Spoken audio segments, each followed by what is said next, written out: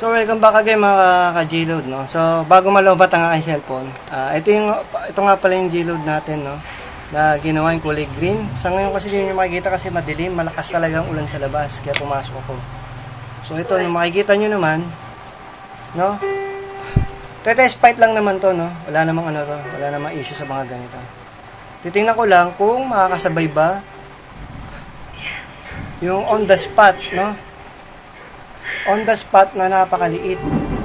Oh, makikita nyo naman yung sukat, di ba? Oh, kita nyo na yung sukat kung gaano kalaki. Sa SGs.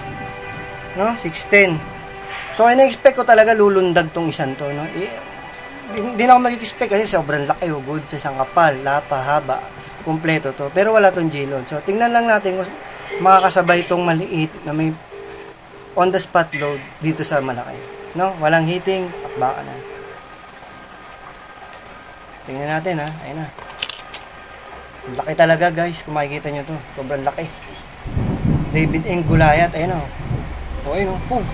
Ayun o. Ayun o. Sumabay, boss. O. Sumabay. Yun lang. Inabot siya, no. Hindi niya na ayun o. Nalikuran siya. Pero sumabay siya. Ayun o. Mapalag pa rin, no. O. Hindi niya pa rin mabilot. O, kita nyo. Sumabay. O.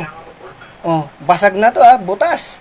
Butas siya. Ayun Nandito yung tagas, kita nyo, sinabayan niya, sobrang laki. So tingnan pa natin.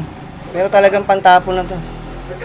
Ayun tingnan natin Butas, ang laki ng wasak niya Pero tinamaan niya din Tinamaan din niya. Ininda niya Lumpo-lumpo siya di ba? Sipin nyo igsi nito. Wasak o butas. Kita nyo butas. Tingnan natin. Patapos na natin to. Kung kaya pa nito malaki. Kita nyo naman yung kalaban. Sa SG sila. Pero hindi umantras. Kahit binibilutan na siya. Nakita nyo Bumanat pa rin. Ito yung kalaban. Ito yung gante. Boy pa naman. Tingnan natin.